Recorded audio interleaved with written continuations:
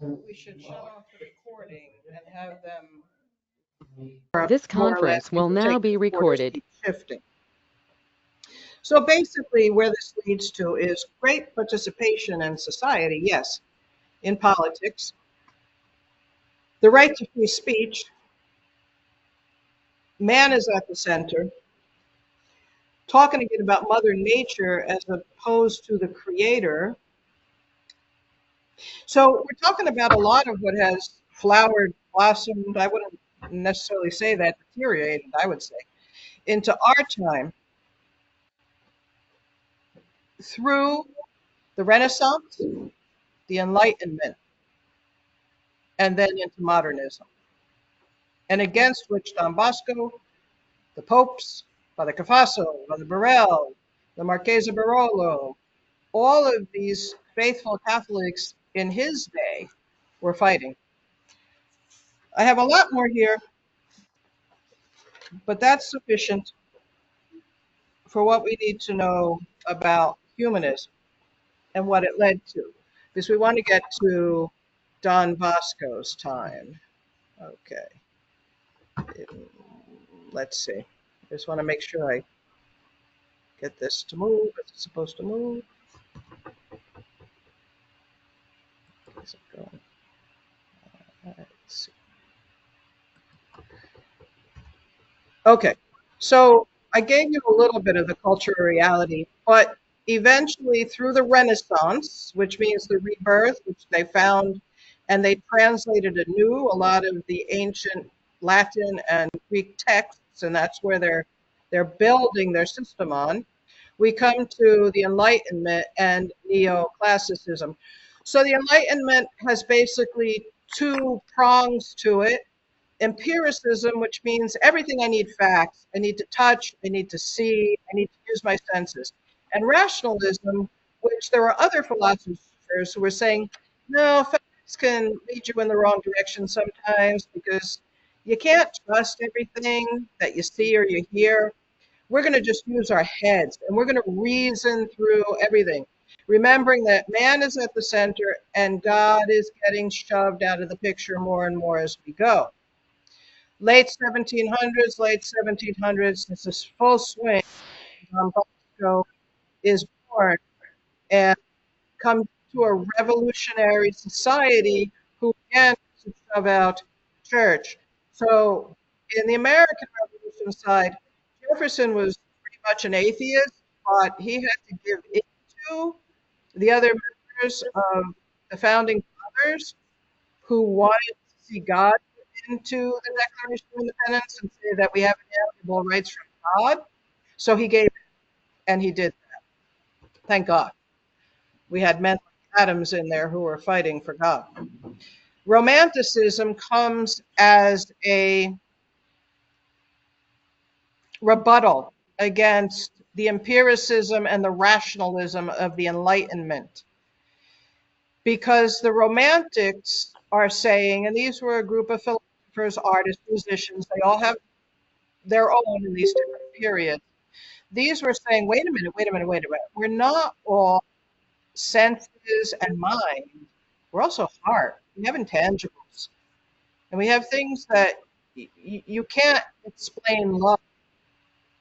You have to understand that from within. We're spirit also.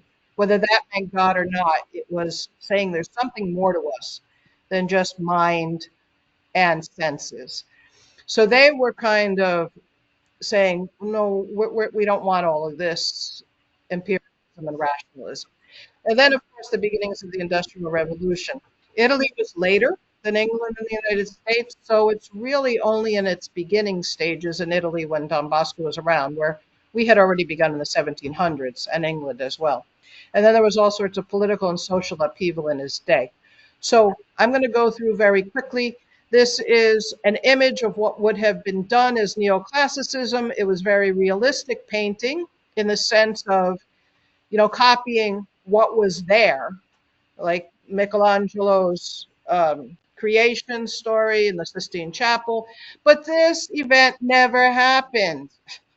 They made it up, but made it look so realistic. And those people weren't all there because if you look at the corner bottom left, that's the painter himself.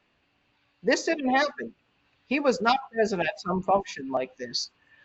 But it looks so real that one could assume that this was a real event in history. If we've been in school since the 1960s, I think we know very well the scientific method. Okay, so this was in the floor. And then you've got all of these empiricists who said we have to use our senses. And these all grew out of that humanistic approach. All of these men were influenced by the humanists. Okay, so I'm just going to go through, and I'm not going to say anything about them, but you notice the word testimony and pushing God out of it. Now, George Berkeley was a priest. Lovely. Hell and eternal punishment is the most absurd thing that I can think of. Experience, touch, having to understand it in my own flesh, knowledge, experience. Okay, these are the empiricists. Thomas Hobbes, who influenced Thomas Jefferson very much. Father William of Ockham, a monk. Okay, now he was one who was trying to keep Christianity in with this whole bent towards empiricism. And it can be done as long as it's not pagan. We can be scientific. I'm not destroying, I was studying to be a doctor for a while. I mean, I don't hate science, okay? And I don't think that it's against God. But we have to understand it as God would understand it. Because one of the big switches in humanism was that we went from a time during the Middle Ages when people were studying to understand and to be at awe at God's creation, to now how do we use this to control it and do what we want in the humanistic period, which is what we have today. We try to control everything, we try to play God, and which is what Don Bosco was facing. Okay, and so just then we get to the rationalists, it's all up here, people. I can understand everything. I can work through it. I have a brain.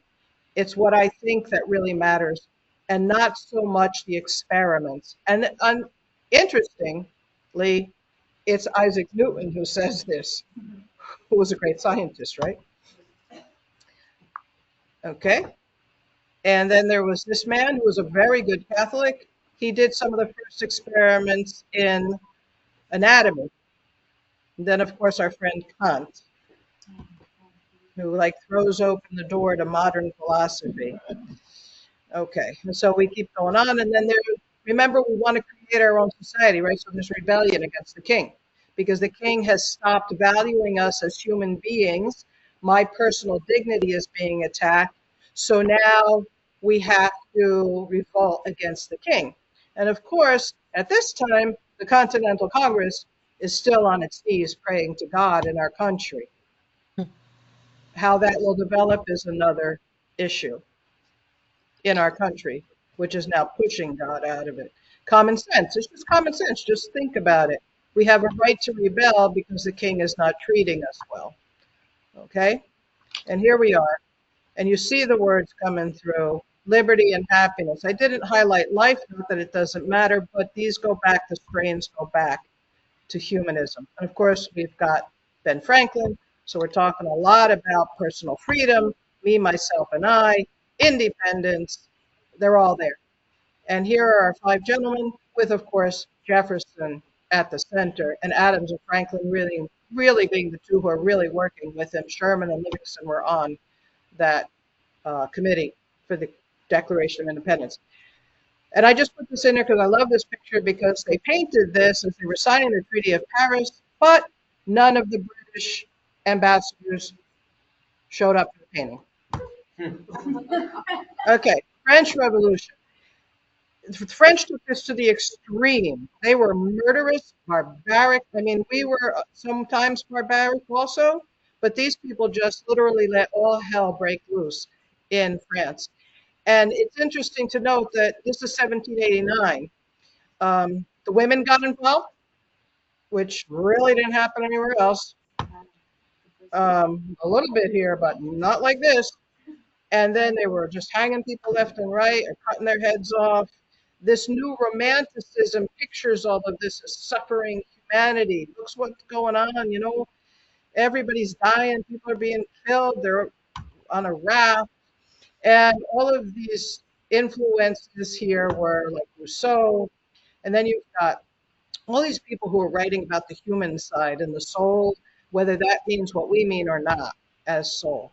But they're talking about immortal, they're talking about the other side of nature and how terrible this is, and that we have to have compassion, we have to get in touch with our humanity as in our soul, that is not just our brain and our senses. Okay, so you've got a lot of them. And then you've got the Industrial Revolution, where we know that the young people, the children, are being put to work. I think the historic in Piedmont alone, in Don Bosco's time, in the 1840s, 50s, there were over 7,000 children under like the age of 15 that were involved in the factories and the work, and couldn't go to school, maybe didn't have families.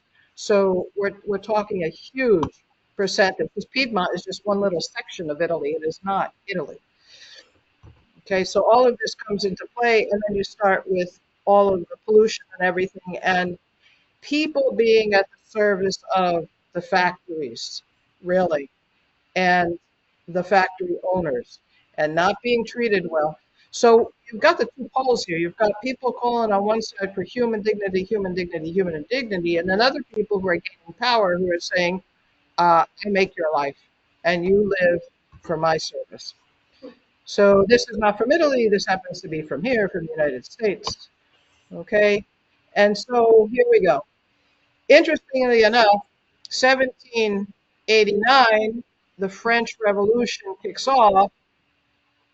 1791, okay, and this is the king in Italy at the time during this, and this is the House of Savoy from which Don Bosco will be in contact constantly, because they will be the king in Torino and of Piedmont and of Savoy, France, and of Sardinia when he is born, and throughout his entire lifetime, basically, more or less, give or take. In 1870, it switches to a republic. But so these are the people who are at play. So 1791 comes along, and you've got these people who are all in Italy at this point.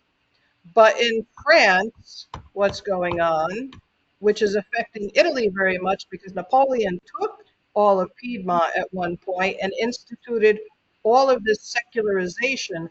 They declared that year one on their calendar is no longer the birth of Christ. Year one on their calendar is the day they won the revolution, 1791. And this means God is out. We're not even referencing God. And they come up to take the Pope prisoner. This is Napoleon doing this. Takes him prisoner into exile. Pius VI. There he is. Pius VII comes in 1800. Pius VI will die in exile. Napoleon is the major player in that. And so he comes into what we see as, on this picture, to the left, the kingdom of Sardinia, which has the Italian king, because the capital is in Torino. The kingdom of Sardinia, encompassing Savoy, means that Francis de Sales was in this kingdom from the time before, when it only encompassed France and Piedmont. Sardinia was not part of it. When they took Sardinia later, they called it the Kingdom of Sardinia. Why, I don't know. They favored Sardinia over Savoy. I have no way to tell you, but they changed the name because they expanded their territory. But the Kingdom of Sardinia's palace is in Torino, about a mile away from Don Bosco's oratory, and he was a frequent visitor back and forth to the palace and trying to tell the king, you better watch out what's happening, because we're going south in our country, in our kingdom. So after Napoleon comes through, now this is after 1791, okay, this is 1810. They think the beginning of time is 1791. They institute all of this secular stuff, this new year, a new monetary system. Napoleon did some good stuff. He really fixed up all of the infrastructure with bridges and roads and government where they weren't just giving away And positions to people who taxation. didn't know what they were doing, but they were relatives. He really did some good things. But he also brought in all of this revolutionary spirit, and he brought in all of this anti-clericalism to get rid of the church. So it comes to 1814, and a battle is lost. Napoleon loses, thank God. So Metternich calls the Congress of Vienna, where they sit down and they try to put things back the way they were before Napoleon came in and messed things up. So that's what they did. They split up the territory again, and they went back mostly to the way it was before Napoleon had set foot into northern Italy. Unfortunately, they did away with some of his good stuff too. They went and destroyed the bridges he had built and messed up the roads, and like got rid of the people who knew what they were doing in government and put another. Why they did that, I don't know. But they wanted to eradicate everything French. All right. So Victor Emmanuel I is the king. He is now the one who will start to see this revolutionary spirit take place in northern Italy. The northern Italy intellectuals have learned from Napoleon, and now they want to get rid of the kingdoms. Some want to get rid of the Pope, others want to keep the Pope as a spiritual leader, but keep him out of temporal affairs. Others still want him to have something to do with the government. They want to kind of make him the head of state, but still have it run on a secular basis. So there were strains to this too, but the point is that war is going on, uh, mob violence is going on, revolution is going on against Austria, who has come in and taken a lion's share, but they left the kings in place in northern Italy, but they still said, we're over you and we're going to tell you what to do. So it was a mess. European history. I can't stand European history. But yeah. So anyway, and you have to understand that not only is this taking place like in the farmlands and out in the country, but this is taking place in Torino, a stone's throw from the oratory, and remember the king's palace is there. So Don Bosco and his boys lived through watching these mob violence things happen and war. I mean, they came and they took the convito that Father Tom had spoken about before, and they turned it into a military hospital. They just came in, marched in, and said, "Okay, you're out. This building is for us now. We're going to put our military hospital here." So Don Bosco, very wisely, and there are a lot of things I could tell you that were very wise in Don Bosco, but when he went to put extensions onto the oratory and build new buildings, Caliero looked at him and said, Don Bosco, the corridors, they're too narrow. And the ceiling, it's too short. What are you doing? We have high ceilings in Italy. Like they're almost 2 stories high in Italy. And we have wide corridors where you could fit practically carriages down. And he goes, uh-huh, uh-huh. They're not going to take us to be a military hospital. They're not going to shut us down. Okay? Don Bosco, furbo, as they say in Italian. He knew what he was up against. So now the rise of the revolutionaries in northern Italy, in the kingdom of Sardinia. The Carbonari, who become revolutionaries who fight little skirmishes, they didn't have much influence. But now you've got Garibaldi, who's a really zealous soldier, if I can put it that way. He's not very fond of the church. He's not very fond of the Pope. Um, One thing I can say to his credit, he told people he would never attack Torino because Don Bosco was there, and Don Bosco was helping the poor kids. So thank you. His red shirts, however, just about decimated Sicily, southern Italy, and part of central Italy and Rome. Okay. Then there was Azeglio. Massimo d'Azeglio, who was basically one who was in favor of the Pope and leaving the church alone, but wanted to create a unified Italy and secularize it to some degree. Then there was Mazzini, who was all out revolution, started a company called Young Italy, and was bringing in young people to build up this political, philosophical revolution against the church and against the way things were at that point. You can hear the strains of humanism in this. Then there are three Cavours. Dad is Michele Benzo di Cavour. He was the one who was more or less the guy in charge in Torino on the city, the municipal level, when Don Bosco started the oratory. And he had his problems with the oratory. And he put police to watch Don Bosco, what was going on at the oratory, saying he's creating an army for the Pope with all these kids. And why is he doing this? And he was waiting to see if Don Bosco was saying subversive things against the revolution and the state. Eventually, what happened was he withdrew his police because the police, listening to Don Bosco's homilies and talks to the boys, were starting to go to confession and we're starting to have second thoughts about the secularization. So he eventually pulled them out.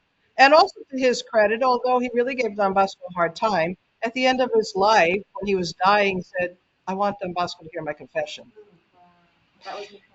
That was the father, Michele.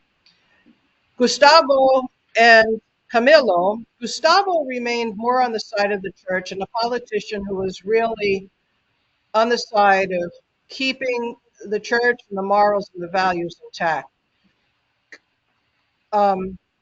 Camillo was more a revolutionary and kind of made alliances with France to attack Austria so they could get rid of Austria out of Italy, quote unquote, so that they could build a unified Italy. Okay? And he did donate to Don Bosco, but he had problems with Don Bosco where the church was concerned. One major event in this man's life, and Don Bosco predicted that there was someone who would not be around to make the exercise for a happy death in the following month. Not that he was making the exercise for a happy death, but when the boys did at the oratory. And he was talking about Camillo because there had been demonstrations in the streets, like parades and stuff, to really celebrate the fact that they finally got a government of a pseudo republic because it was a monarchical republic. So they have now a parliament and a constitution and a king, but the king's not in full charge anymore. So they had these demonstrations in Torino to celebrate this, and Archbishop Fransoni forbid any priest to attend this because he saw the direction they were going. Because of that, when they wanted to hold the Eucharistic procession with the Blessed Sacrament through the streets to celebrate, I want to say I might be wrong on the date, the 400th anniversary of the miracle of the Blessed Sacrament that took place in Torino itself, where this man went into church and stole the monstrance and Jesus was in it. I guess he wanted the gold. I don't think maybe he didn't even know what he was doing, but he took the monstrance and he hid it in a sack, put it on the back of a donkey. I think this was 1453, if I'm correct here. So it was 300. He was leading the donkey down, and eventually he came to a point and he refused to move. And he just knelt down on the ground and refused to move. And this man was whipping him, beating him. And then when this happened, the sack with the monstrance in it and the sacred body and blood of Christ remained elevated in the air. People found him, took the monstrance back to the church. And he was in a bit of trouble. But when they wanted to have a procession to celebrate this miracle in Torino, Cavour stepped in and he basically forbid it. Wow. So what Don Bosco had a dream and saw in his dream an elephant come into the St. Francis. Nope, St. Francis de Sales wasn't up yet. No, yes, it was. St. Francis de Sales Chapel. And at first this elephant came in and knelt down, and then all of a sudden turned around and put his back to the Blessed Sacrament. And Don Bosco said, one of us will not be around to make the next exercise for a happy death, and it was going to be Cavour, because of what he had done to the procession with the Blessed Sacrament. He died of a heart attack. Okay, just little asides here and there as we go through. Father Vincenzo Gioberti, another revolutionary, a Jesuit who wrote some. Okay, he liked the Pope. He didn't want to get rid of the Pope, but he was trying to say that we had to become secular and modern. So the Pope basically told him he had to take back what he was saying, and he said no, and he left the priesthood. Urbano Ratazzi, one of the revolutionaries, didn't want the church around, passed laws in Torino. He's in the government in Torino, in the kingdom, eventually of Sardinia, and in the monarchy, the republic, monarchical republic, in Torino itself, however. And he's saying, we're going to pass laws and we're going to get rid of the religious orders who do nothing, like the ones who pray all day. They're just sapping money out of the people. If you're taking care of the poor, you're okay. If you're teaching or whatever. But if you're just in a monastery and you're praying, no, out you go. So he had passed a lot of laws to suppress religious orders in the territory. Now, he knew what Don Bosco was doing, so he was actually a friend of Don Bosco. And he actually told Don Bosco, look, Don Bosco, you got to do this, this, this, this, and this, so that my laws will not affect your Salesians when you start this religious order that you're doing. Because you guys are taking care of the poor, and I like you. So he actually told Don Bosco, this is why we don't change our names. You see, because the monks, the religious, had changed their names when they took religious vows, they didn't exist as far as the government was concerned. So they couldn't find birth certificates for these people. They didn't have that name. Second, don't call yourself Padre, because that's a religious order priest, like Padre Pio, right? Call yourself Don, like the secular priest. So we say Don Bosco. Otherwise, we say Padre Bosco, actually. He said, don't get some religious habit that makes you stand out in the crowd. Wear the secular diocesan priest clothing. So the cassock and the beretta, but not like a Franciscan robe. Don't wear those. And he gave them other things like, for example, why in Italian the province is called an ispettoria. That's a government term, an inspector. Now you and I don't think of our provincials as inspectors, and yet he adopted the ispettoria and the ispettore, ispettrice, because it sounded secular. So to the church, we were a religious order. To the government, we were this association of good Catholics who were secular and did this good stuff for the poor. Got it? Okay. He's the one who told them all of this. Yeah. Operators. Okay. And then we get more people like this man, Silvio Pellico, who was a revolutionary, thrown in prison because he'd been caught in one of the Carbonari rebellions. And there he wrote My Prisons, and he reverted to the faith. He went to live with the Marchese and Marchese Barolo in Torino, became a great friend of Don Bosco, and even wrote things for Don Bosco. He composed the poem L'Angelo di Dio that sometimes we sing because then it was set to music, Angel of God. And then some more revolutionaries. You don't really need to know it. And this is, okay, the religious side of it. Father Tom had alluded to Jansenism before. Jansenism basically meant that you better watch out because anything human is basically immoral. We were not created good. We were created, we had original sin, we were in a fallen state, and almost any human action is sinful. Any human action. So now you've got people running around scared to go to confession because if they make a faulty confession, now they're dealing with sacrilege and now they're going to go to hell. And so therefore they didn't go to communion because they hadn't been to confession. So now we have people staying away from sacraments. All of this developed, and it did develop out of humanism. Okay, it did develop out of that, but I'm not going to go into how because we don't have time. But the basic idea was, and this is kind of how they viewed this, this was for the confessional and the priest, that if you came to confession and you actually came to confession and you confessed a sin, the priest was supposed to judge it on, okay, is this really a sin or isn't it? And it went by according to the number of theologians who were on this camp or in this camp. So if the majority of the theologians are saying, oh yeah, it's okay, it's not a sin, you got away with it, whatever it was. If they were more in the camp saying, no, it's probably a sin, and now you're thinking of the Jansenists who are all saying it's all a sin, now you're in big trouble, okay?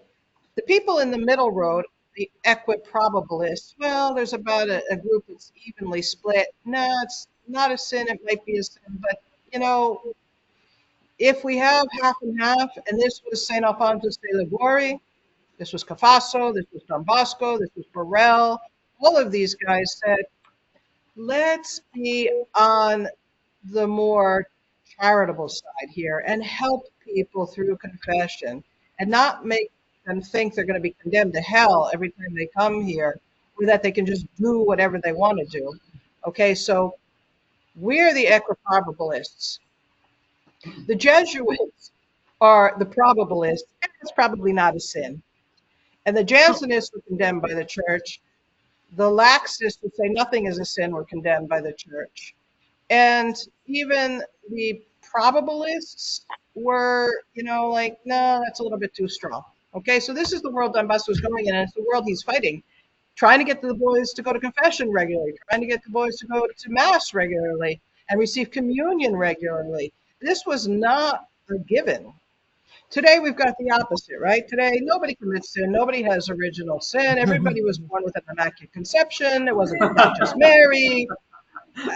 Everybody can go because God's gonna forgive me anyway. It's all right. I can go to church in torn jeans and dirty sneakers, and God doesn't care. I'm here after all. Okay, so this Jansenism is condemned by Pope Innocent I, and so it grew out of France, out of one little abbey, and significantly enough, St. Francis de Sales visited that abbey because the abbess, for a short period of time, was under his spiritual direction. But unfortunately, she turned to this other guy who was a Jansenist and promoted this Jansen. And from here, somehow it spread out of this abbey. I don't know how it got out to the world, but it did, like wildfire, at least to this kingdom of Savoy. Francis de Sales went there, and unfortunately, the abbess said to him she wanted to leave the monastery and go become a visitation sister. And he said, no, you're not going to fit there, because he had a bad temper, and he kept trying to get her to calm that down. But she was a very strong personality, so she remained in that convent. But Francis de Sales warned them. He said, this convent is going to be destroyed unless you obey. And afterwards, King Louis the 14th, I think it was the 14th, may have been the 16th, who actually, it's coming up, who actually had this is the guy who promoted Jansenism. He actually had the convent destroyed and the nuns dispersed at a certain point. And Blaise Pascal, who was a brother of one of these nuns, had picked up on this for a while, but then moved away from it. He said that the nuns in this convent were as pure as angels, but as proud as demons, because they would not give up when the Pope said stop it. So he called for the destruction of the convent. There it is today. Somebody rebuilt the chapel. That's not from their time. That's the convent today. So anything that you see built was rebuilt. Now the nuns weren't all bad, but somehow they were diverted to this. And they did a lot of good, right, to the area, but they would not give in. when it came to this. St. Alphonsus de Liguori stands against all of this, and we draw our beliefs from Alphonsus de Liguori and Francis de Sales. And then there were other problems going on where they were trying to say that an ecumenical council of bishops has higher authority than the Pope. So now we have that going on, that issue. We've got the problem with France wants to be the illustrious daughter of the church, saying, come back to Avignon, you belong here. And yeah, we got a whole bunch of stuff going on. And then the church splits because we had all this time of all these different popes going on until finally at the Council of Pisa, they finally deposed a couple of them who were claiming to be pope and finally put one in place finally at the Council of Constance. So that kind of said it. But with the humanism that was going on and saying we have authority as men, we can understand things ourselves. We're not made in the image and likeness of God. We are our own. Okay, so now you hear Protestantism, problems in the church. So people are saying, who's that Pope anyway? Why do we have to listen to him? So you can start to see what's going on and what's infiltrating society. Okay, and then you got Louis the 14th starting to say, well, no, not Italy. Come over here to France. And then you've got Joseph de Maestre and Felicite de Lamennais who are saying, no, no, no, no, no. The authority is over those mountains, ultra montes, beyond those Alps, and it's in Rome. So they're fighting for the Pope. And then you've got the one in Austria who's saying, I'm in charge in my kingdom, and you don't tell me what to do, I tell the bishops what to do. So you got all this stuff going on, right? And so now Father Luigi Guala comes into the picture, and here's where we get to the crux of this with Don Bosco. He founds the Convito Ecclesiastico. He starts training the priests in pastoral theology and how to minister to the poor in the confessional, in the prisons, and how to take care of the people and not lord it over them. Okay? So he brings the Jesuits back into Torino because they had been suppressed by the Pope because the Pope had been lied to and blah, blah, blah. So anyway, they're reinstated. Pius VII finally managed to come home from exile. He institutes the Feast of Mary Help of Christians on May 24th to thank Mary Help of Christians for getting him home. Okay? Here's the palace. So now we've got Gualdo the Convito, and he is forming little groups of devout Catholics, some of them 12 laymen alone on their own, some of them half laymen and half priests, so 6 and 6, who are intellectual, who have studied the faith, who defend the faith, and now their mission is to spread the faith, keep it pure, and produce literature that's going to go out so people remain strong in the faith and defend the church's teachings against the Protestants that are coming into the Kingdom of Sardinia, the secular thinking, and sometimes literally defend the Pope, give him refuge, or a priest or a bishop who's being attacked. And so this is right now Don Bosco's time. And he's one of those who was attacked. That's why we have Grigio, and we're very happy to have Grigio, but we're sorry that it took Don Bosco trying to be poisoned, shot, stabbed, beaten to death. Yeah, okay, so we're sorry about that, but we have Grigio. No claim to fame, okay? And they kicked the Archbishop out of Torino for many years. He died in exile in France, and we didn't have another Archbishop until finally Don Bosco interceded between the government and the Pope and said, look, we need an Archbishop here. So you know what happened?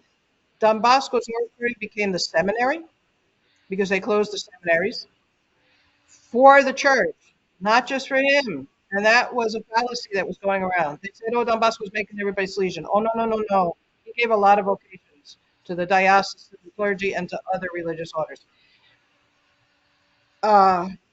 He became basically the one who was the transmitter of what the Archbishop was saying.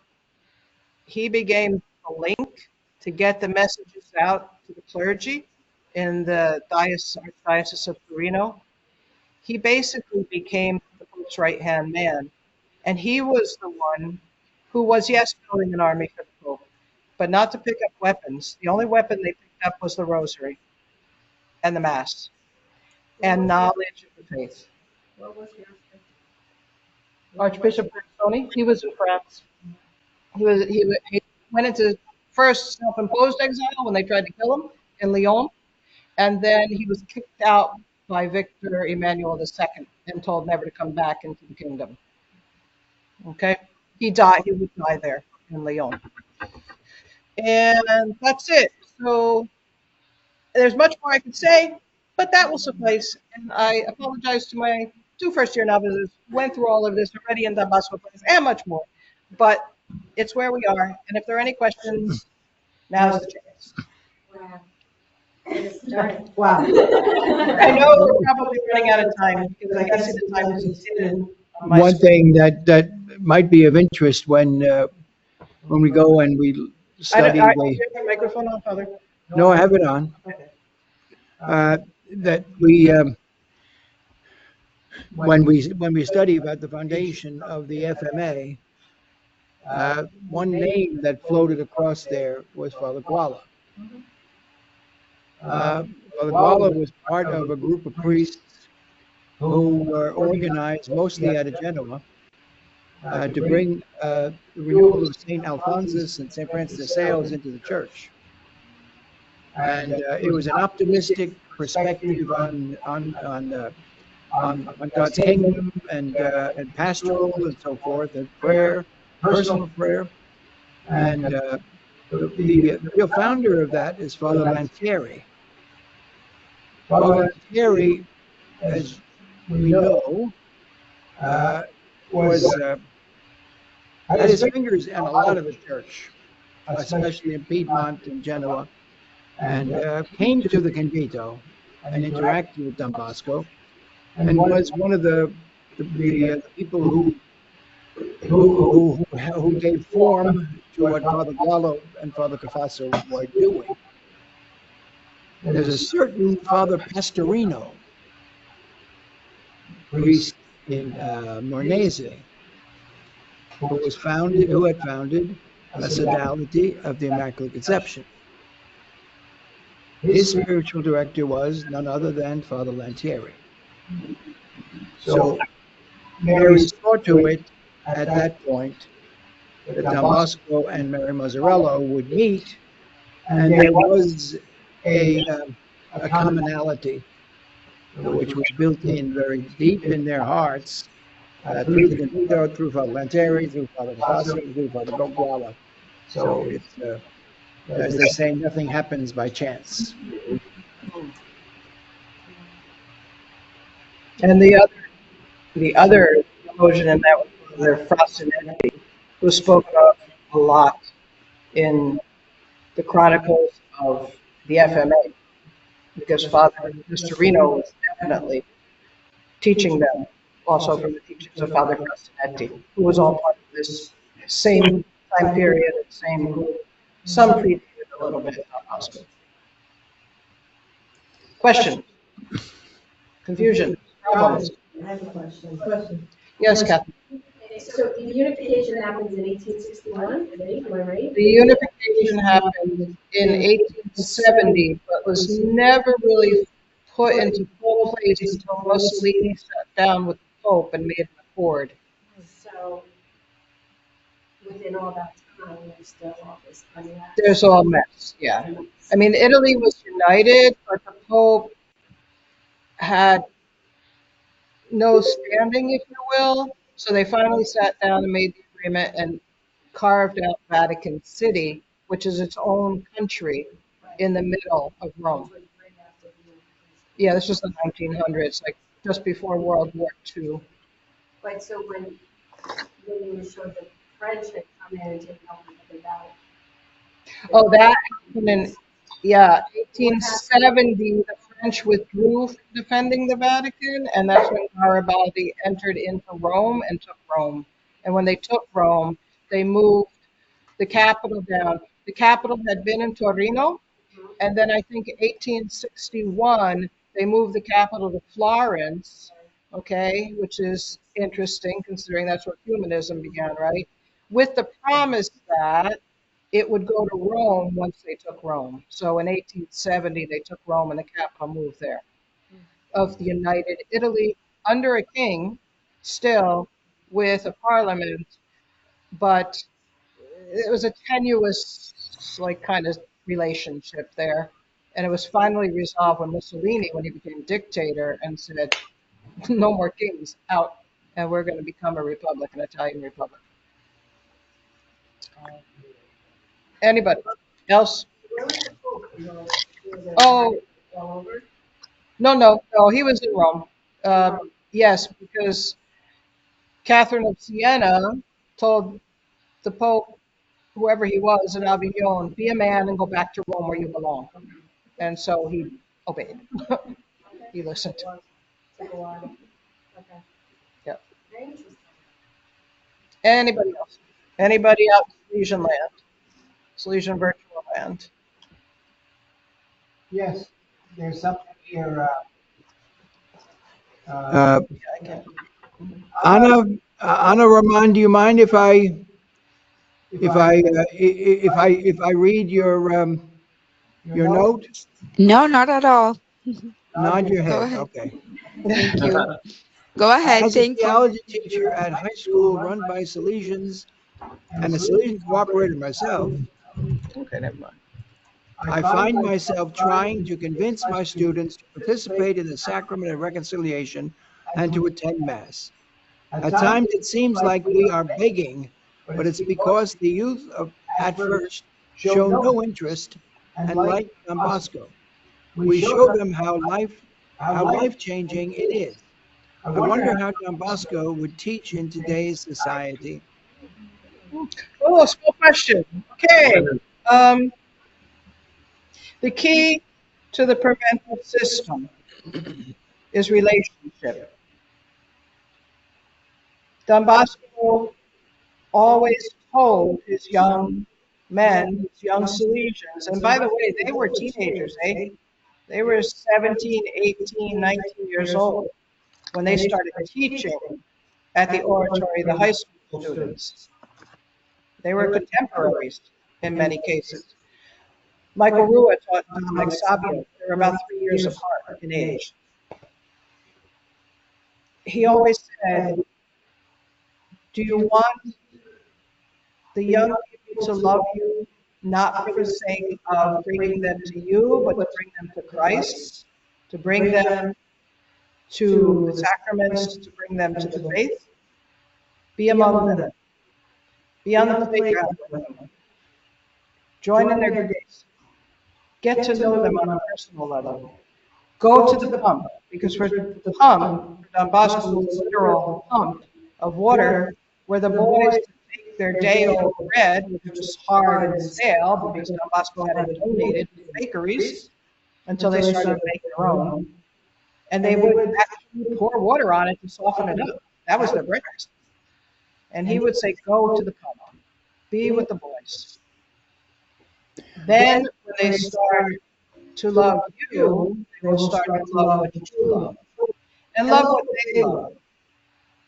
Now, he's not talking about loving the stuff that we can't love. There are many things we can't love today that the kids love. But we can love them. We can be concerned about them, show interest in them. We can show true interest for their souls and their good. We can love sports. We can love some of the music, some of the movies. You can't love everything. But there are things that you can love, but maybe they have hobbies. We can love those things. And we can also love what they don't even realize they love. And that's giving service, but always tying it to the faith and why we're giving the service. Because we want to be Christ to others. We don't want to go and be a good guy and serve the poor and give them food and walk away. We want to be with people. We want to establish relationships with the people whom we serve on an apostolic level. We want to be out there being the ones also teaching the catechism. and being the leaders among our peers to lead them to the faith, not just to give food and clothes to people who are suffering. That's world peace. That's not the goal. So if we implement all of that and everybody's working on it, and the second thing he did, by the way, was he got his best boys to be guardian angels to the other kids who were new, to show them the ropes and say, here, we make happiness consist, let me go back. Here, we make holiness consist in happiness. And that means we're keeping our soul clean, we're going to confession when we mess up, we're saying our prayers, doing what we're supposed to do at the time we're supposed to be doing it, and we have open, loving, caring relationships with our superiors, let's say, in those days. Our teachers, the Bosco used to get really upset when he would see if one of the boys saw a faculty member coming and they turned and went the other way, with a look on their face like, oh, I don't want them to catch me, I don't want to talk to them. Bosco didn't like that. He liked that friendship, but always maintaining the fact that we are the adult, we're not a child, we're not on their level, and we have to show them what it means to be an adult and not to digress to their level, even in their modes of speech and other things.